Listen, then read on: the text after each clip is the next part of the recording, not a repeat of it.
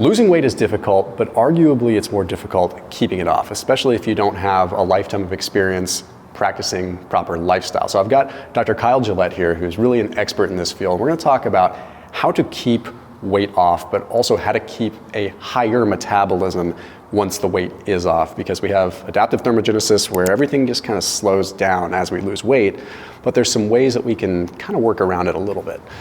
I put a link down below for Thrive Market. If you are doing any kind of eating pattern, I don't care if you are vegan, if you are paleo, if you are keto, if you are AIP, it does not matter. Eating in a deficit can still give you these benefits that we're talking about. So Thrive Market's an online membership-based grocery store. That link gets you 25% off your entire grocery order. That means everything you put in your shopping cart, you're gonna save 25% off that grocery order. Plus you get a free gift. And this is only if you're using my link down below in the description. Okay, I've been working with Thrive Market on this channel for 5 years, touting them in all kinds of videos. They're a huge sponsor. So that link down below saves you 25%. Plus the best part, you order up your groceries, you can sort by diet type, figure out what works for you, and then it gets delivered to your doorstep within 2-3 days. So A, you get everything that you could ever want, and you can search for it, and you can sort by diet type. B, you don't have to waste your time going to the grocery store, running into people you don't want to run into. And C, it ends up at your doorstep, all packaged up, all in a really good way that you can just rock and roll, put it in your pantry, or even put their sustainable meat and seafood options directly in your freezer. Okay, so check them out down below in the description. Yeah, so keeping weight off has a lot to do with, one, what your lifestyle is and what lifestyle interventions you've learned that you previously didn't have as you put weight on. And then two, understanding that the body has a variety of different buffer systems. So a buffer system, think about chemistry class when you're titrating and you have a red drop, a red drop, a red drop, and then all of a sudden just with one drop, it drops and the whole vial turns green. The same thing happens with the body. You have, and I don't know if I'd call it exactly a body weight set point, but your body certainly learns to be at a certain level of leanness and a certain body composition. And once that is dysregulated, it can take a long time to get back to that point. Sometimes, rule of thumb is at least 1/5 the time that you were at a different body weight. For example, if an individual is obese for 10 years, then they should very, very closely use various tools, whether it is lifestyle tools, which are the most stronger than any medication or supplement, or medications or supplements for about 2 years to kind of find their new body weight set point, learn the new things that can keep them there, and then they're gonna have more success staying at that weight. Interesting. Okay, so with that, jumping right into sort of the big question, like, is it unsafe to lose weight fast? How fast is too fast? Doesn't matter. You know, intermittent fasting, sometimes people lose weight really aggressively, but it's also a lifestyle that they kind of maintain. So maybe their caloric intake kind of stays the same, but for people in general that are just trying to lose weight, is there an opportune amount of weight they should aim to lose per week, per month? Mm-hmm. There's certainly a range or a point at which it can become unsafe. So what the recommendation is by the Obesity Medicine Association and ABOM, American Board of Obesity Medicine, is that if it's a VLCD or a very low calorie diet, then it should require supervision from a physician. There's not necessarily a strict cutoff for this because a very low calorie diet for one person could be different from another person. But certainly around 1,000 calories a day for anyone that starts to become a very low calorie diet. That being said, I think we can both agree, don't look at your calories in a 24-hour period, look at it over a time span of 1 week. So now it's not just unsafe because of rebound. Yes, the lower the calorie diet, the more likelihood there is to rebound to some degree, not necessarily worse than a group of individuals on a regular low-calorie diet, but there's also higher risk of like micronutrient insufficiencies or just like less energy to exercise. And with that in mind, learning a pastime to move your body, whether it's hopefully it's a combination of resistance training and cardiovascular training, but learning those habits has got to be the most important intervention that you can learn and implement as a habit that you just do. You kind of learn to like it. you learn to love the effort of it, and you make that effort feel good, that's your main intervention for keeping the weight off. Because not only are you literally burning calories, you're also accruing lean body mass, lean muscle tissue, and that is going to be metabolically active and help kind of reverse that buffer system of adaptive thermogenesis. Yeah, and does the rate of adaptive thermogenesis, is that purely, or the level of adaptive thermogenesis that occurs, is that purely dictated by how much weight somebody loses? I shouldn't say purely, but largely, or are there other factors that determine how quickly? I mean, we've got things like brown adipose tissue, we've got all these things. But as a general rule, is it just how much weight you lose? Yeah, age plays a huge part in this as well. So, if you're looking at infants, then they have not only a lot of brown fat, but a lot of beige fat. White fat can convert to beige fat as well, which is very metabolically active. So for individuals like that, it can be much easier during puberty. That's kind of a chance at a reset point.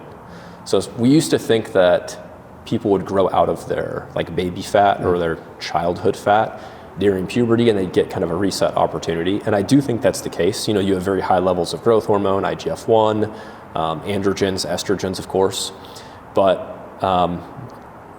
those just kind of give you an opportunity to have perhaps the extra testosterone makes effort feel good enough that you actually develop a habit of exercise. There was a study out of the New England Journal, and it followed individuals through puberty, just average individuals, and a lot of them did go down on the BMI scale. They unfortunately can't do DEXA scans on everybody. I'm a fan of DEXA over BMI by far. But almost all of those individuals around time of early college regained all of that weight back. So that's why there's kind of this huge push to address childhood obesity, mostly through lifestyle modification as early as 4 or 5. Interesting. Now, speaking of with children, that ratio of like activity to consumption is probably different than that of an adult, but it still brings the same question. Is a caloric deficit through nutrition better or worse than a caloric deficit through exercise?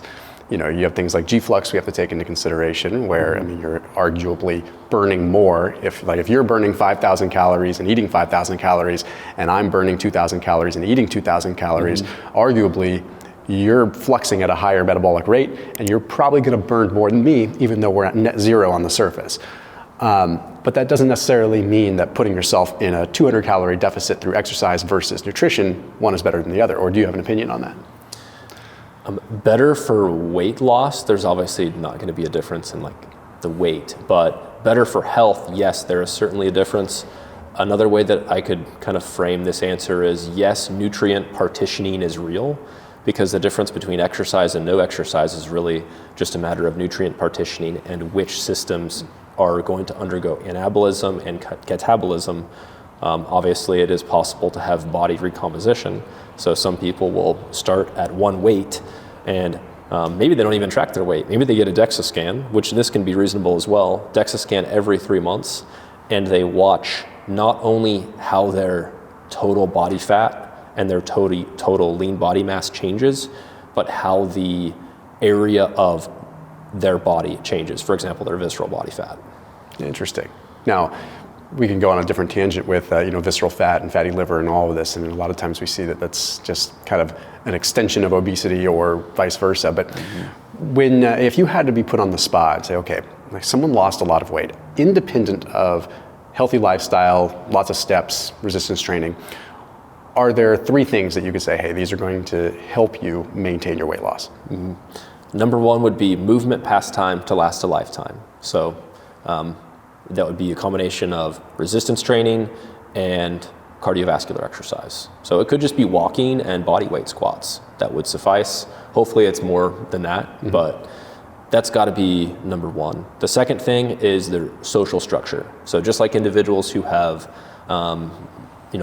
been successful with nicotine cessation or been successful with, alcohol cessation, there's often a difference in the social makeup, whether it's their family, whether it's what foods or what substances are in the house, what they do on the weekends. Perhaps they were in one social group, that used to go to, not that there's anything wrong with going to sports games, they used to go to sports games and watch and consume calories, and now they have some movement pastime that they do on the weekend. Or maybe they do both. So that would have to be number 2. And then number 3 would be dietary change. So dietary change is going to be number 1 for the period of weight loss, but the exercise habit will be number 1 for the period of weight maintenance. Do you believe, and you can say no, that there are foods that, independent of just caloric value, can influence like our metabolic rate? Or, there's some interesting stuff surrounding compounds that can influence the beiging of white fat to brown fat, essentially. It's probably negligible, independent of a healthy lifestyle. But do you think the type of food that people eat matters outside of just eating too much? Yeah, this is somewhat of an esoteric conversation because you're always thinking carbs and proteins are 4 kcals per gram, alcohol 7 kcals per gram.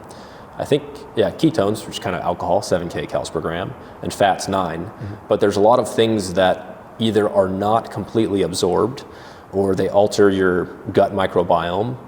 And for example, I think allulose is like point something kcals per gram.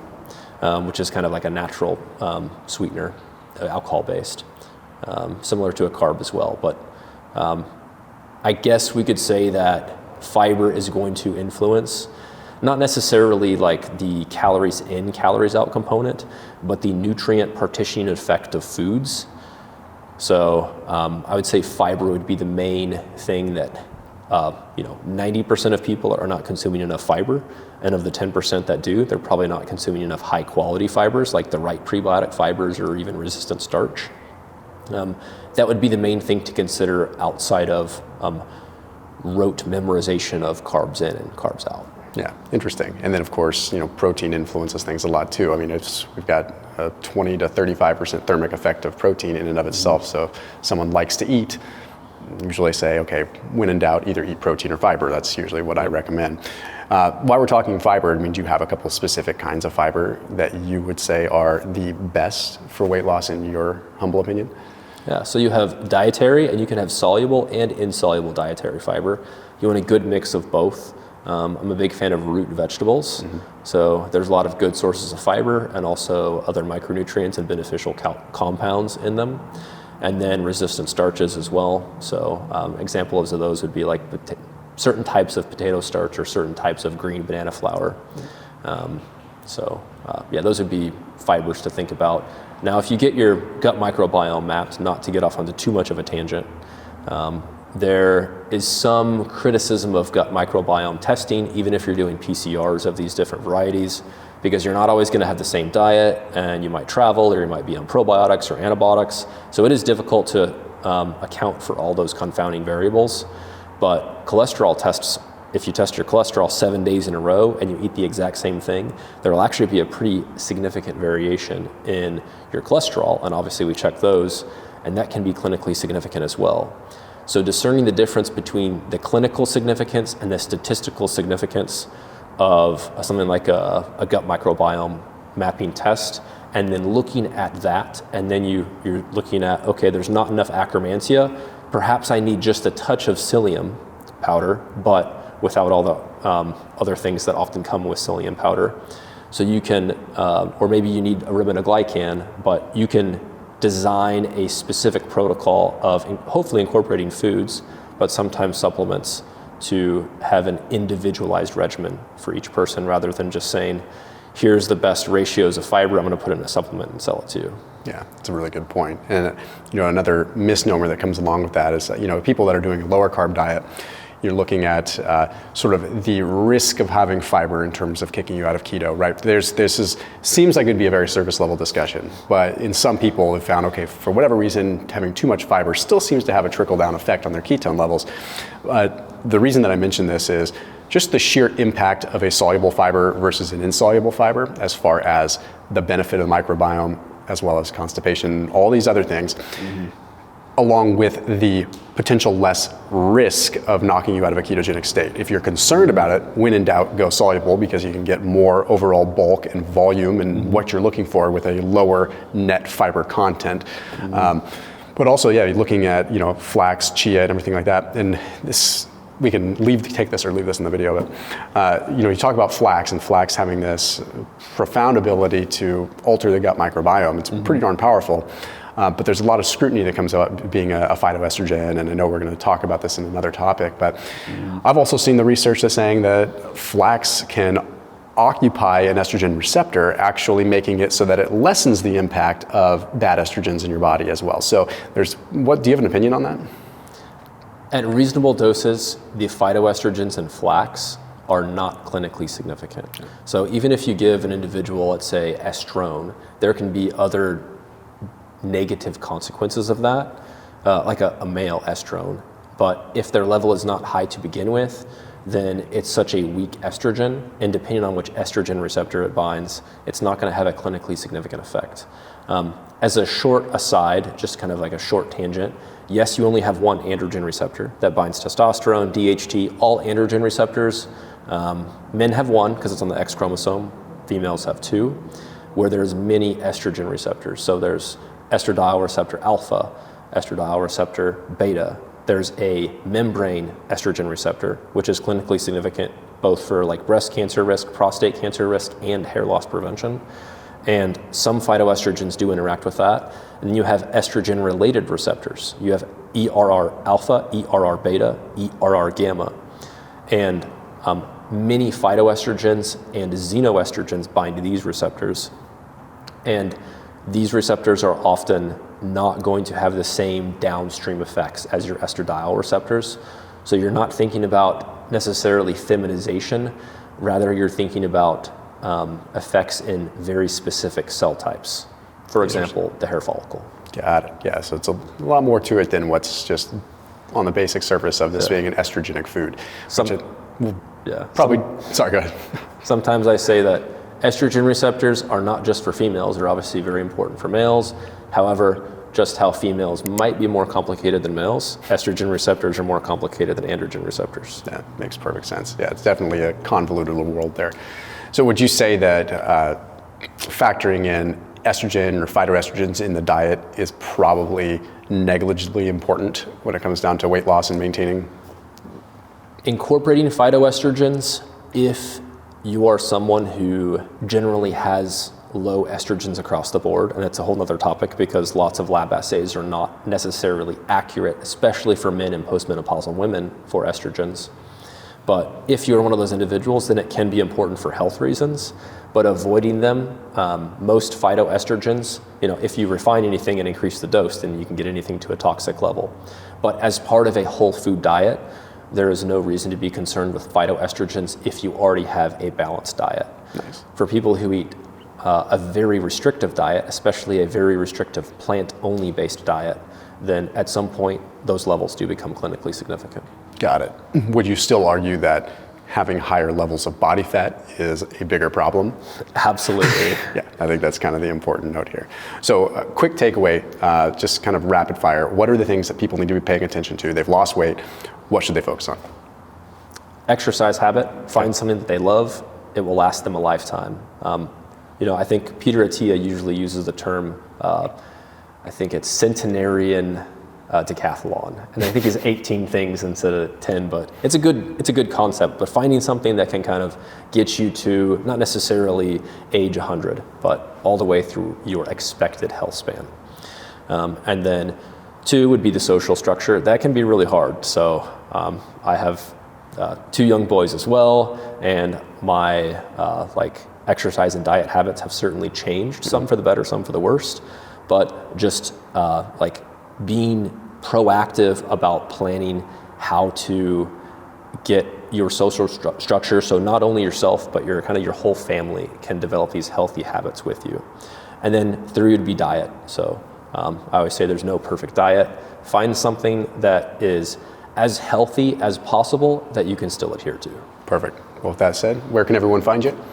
On Instagram, I'm Kyle Gillett, MD. Everywhere else, Gillett Health. Right on. Cool. Thank you. Okay.